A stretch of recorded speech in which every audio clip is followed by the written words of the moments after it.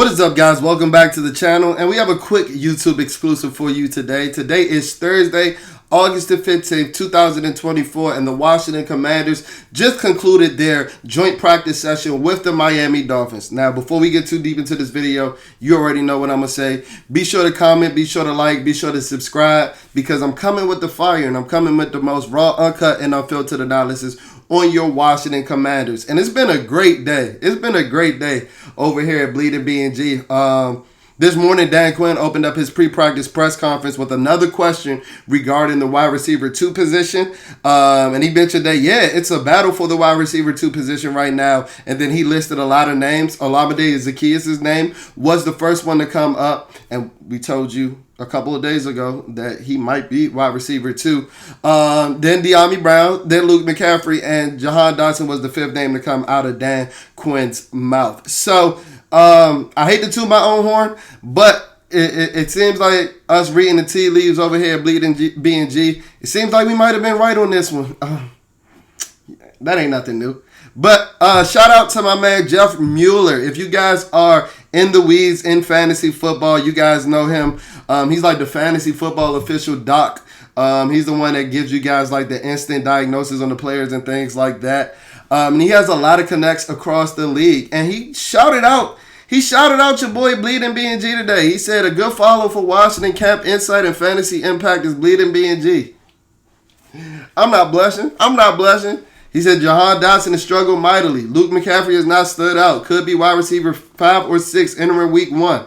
Olamide Zaccheaus favored to be wide receiver 2 over Dotson.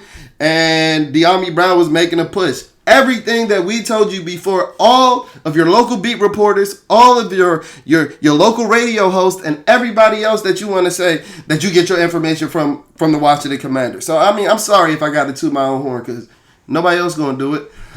He says that the biggest detail from my insight is that Jahan Dotson is being overdrafted.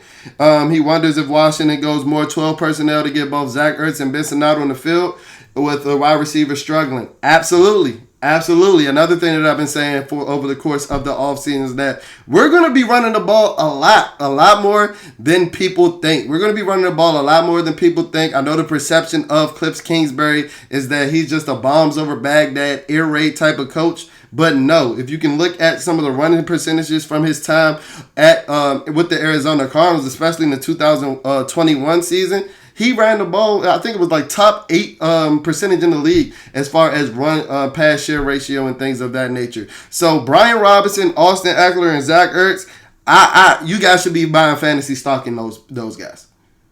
You guys should be buying fantasy stocks because those guys can potentially win you leagues, especially with all this concern at the wide receiver position. Jeff also said that Bleeding B&G was talking about the wide receiver 2 battle as early as 4 days ago. I was talking about this as early as 4 days ago. Let me know if you saw anybody else talking about this. That was before Brian Mitchell said anything. That's just us from reading the tea leaves over here. So it's been a great day at Bleeding B&G. And if you're not following the page, please make sure that you are. And without further ado, man, let's get into the main attraction from the Washington and Miami Dolphins joint practice. And that just seems to be our franchise quarterback in Jayden Daniels. I just typed in Jayden Daniels throughout the Twitter search. And let's just see what some of the beat reporters had to say about Jayden Daniels, our franchise quarterback.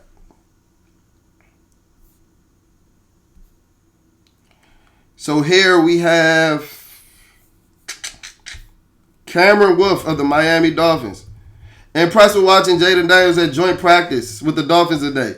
He looked comfortable and in control today. Daniels has had a strong preseason debut and building off that in practice today. Plenty of reason for Commanders to be excited for their rookie QB1. We got some Jayden Daniels and Terry McLaurin action.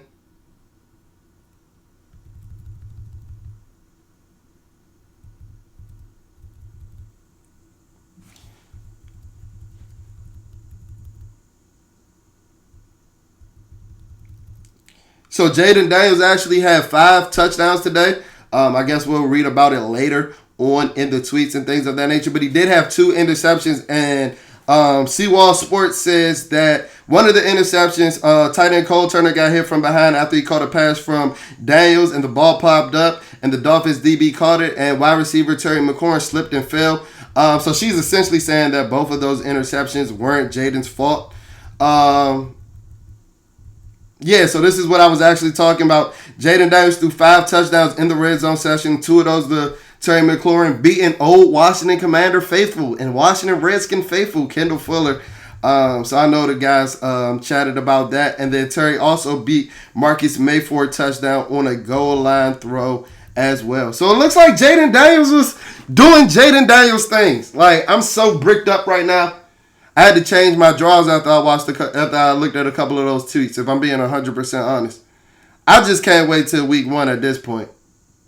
Hearing these reports, looking at the moxie that he had in the opening drive against the New York Jets, and seeing that he's building off of that good performance, it just lets me know that this guy is everything that we dream to have in a franchise quarterback. To be 100% honest, he's mature. And yeah, I'm super excited. So let's decipher through my page to see some of the things that I was reacting to throughout the joint practice session. Omar Kelly, that covers the Miami Dolphins, said, "We're tabulating what happened for the day because we can't all watch every field in the red zone work. Miami had 2 touchdowns while Washington had 8. Miami had 2 touchdowns while Washington had 8. And we only heard about the 5 from Jayden Daniels. So that means that we was just giving ass whoopings out every which way today. That means that we went down Miami, had a complete 180 from the performance that we had against the New York Jets, and went down there and beat some Dolphin ass today. That's what it sounded like to me. And these are coming from the Miami Dolphins beat reporters. So you know it got to be the truth. Because you know they want to hype their guys up as much as possible. Let's see some other news and notes coming out of camp.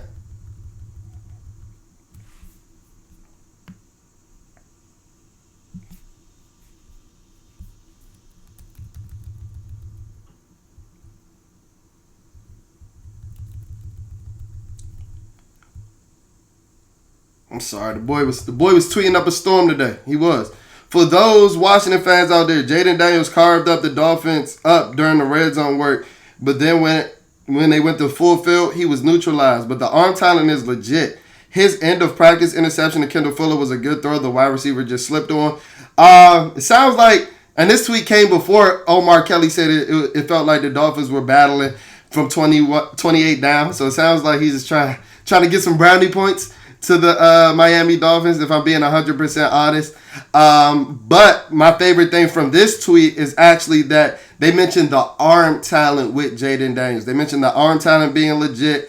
And yeah, you know, this is a guy that has 4.3 speed. And this is why I say there's a difference between him and being a prospect and, you know, the likes of RG3 as a prospect, is that RG3 relied on those legs. Jayden don't really need them. He just happened to be as fast as most NFL running backs. Like, he just happens to be that fast. Ben Standing actually had a quick clip with Jahan Dotson. Let's see what he has to talk about where he stands in camp. Going forward? Yeah, I'm trying to show what I can do every single day and just be better than I was yesterday. I'm trying to grow every single day that I come out here. Trying to find something to get better at every single day. Yeah, that's my overall main focus. Just to be better than I was yesterday. Keep building on my game because I'm not where I want to be. And I'm going to keep building every single day to make sure I'm where I want to be. And let me be the first to tell you. Why I love to toot my own horn and tell you that I'm writing things of that nature. Watching that video paint me to see. Watching that video hurts me because I'm a fan at the end of the day. I'm one of the more passionate fans in the fan base at the end of the day. And I want all of our players to succeed. Everybody that says I'm negative, how positive can you be about a 4-13 team? About a team that hasn't had a winning record since I started this podcast. So that's where a lot of my negativity comes, because I'm a realist and I take the burgundy and gold tennis lenses off. But this video pains me to see because I want Jahan Dotson to be that guy. We spent the 16th overall pick on him. I got a Jahan Dotson jersey. I have a Jahan Dotson jersey. So yeah, it's frustrating me over the course of the last couple of days to see you guys talking about I'm a hater, because I'm just reading the tea leaves and using my 2 eyes.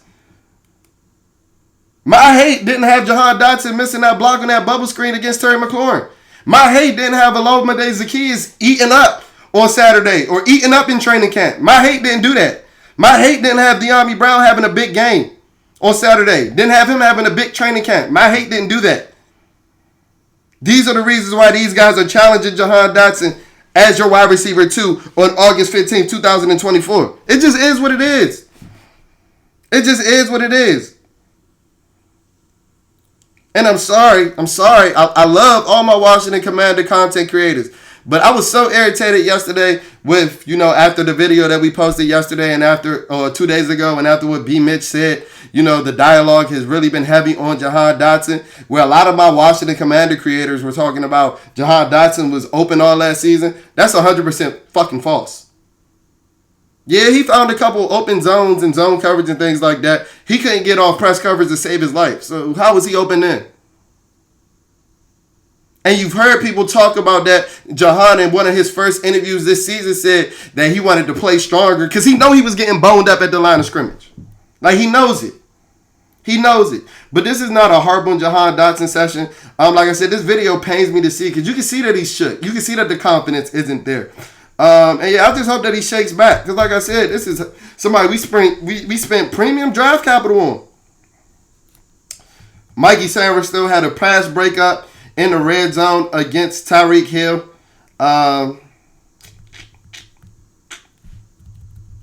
What else we got? We got Miami Dolphins offensive guard saying that the Washington Commanders have a good front.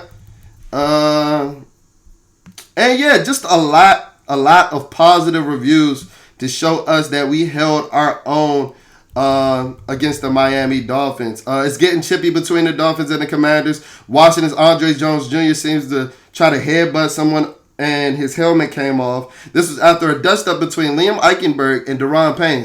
So Big Payne out there throwing hands.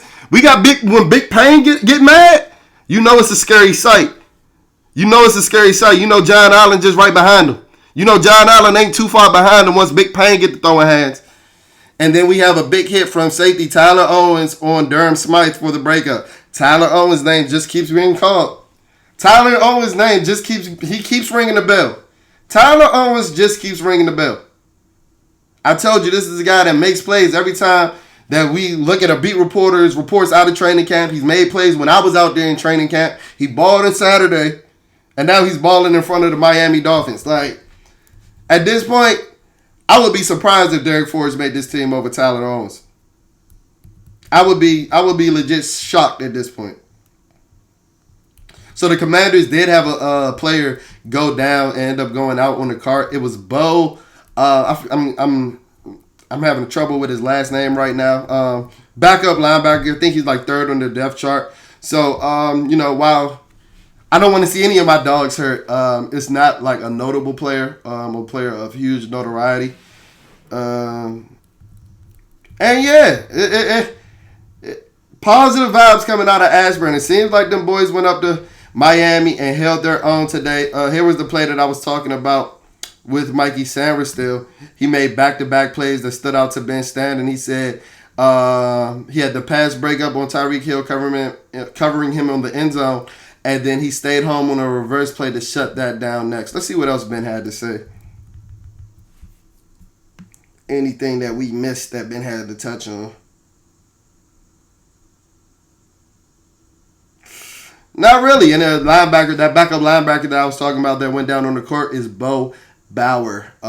So get well soon, my man.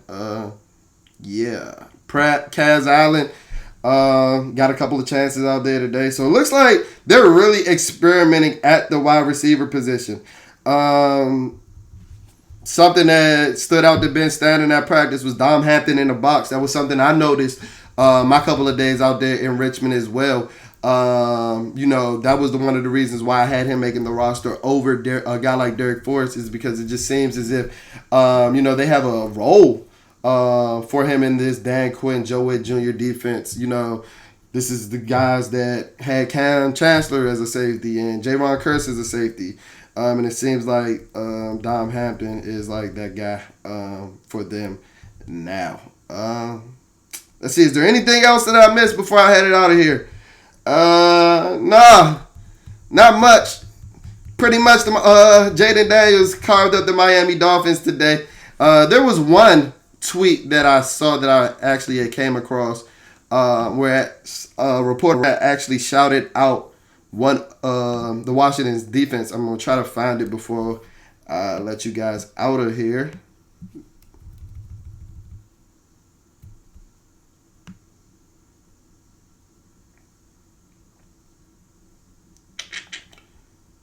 Let's see if we can find it.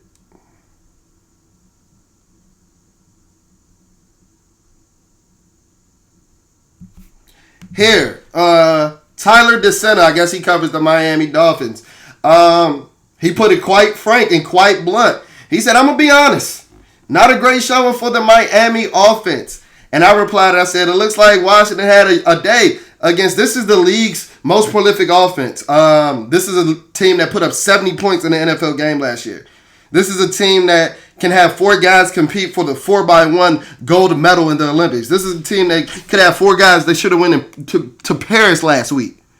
So to hear us have a day against them, I feel just as good as I felt bad after hearing the Jets reports yesterday. Let's see if Tyler said anything else. Not much. So yeah, pretty much a positive day for the Washington Commanders, man.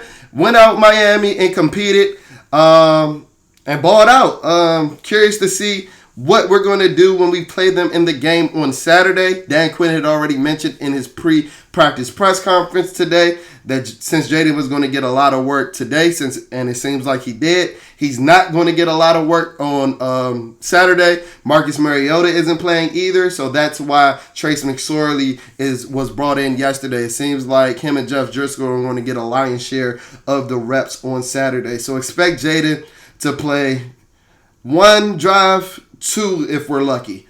So yeah, that'll do it for this episode of Bleeding BNG. As my man Jeff said at the beginning of the video, you want to stay tapped into the page to know everything about the Washington Commanders, because nobody's going to give it to you first, and nobody's going to give you the most raw, uncut, and unfiltered analysis on your Washington Commanders. So go ahead and hit that subscribe button, and I'll check in on y'all later. Peace.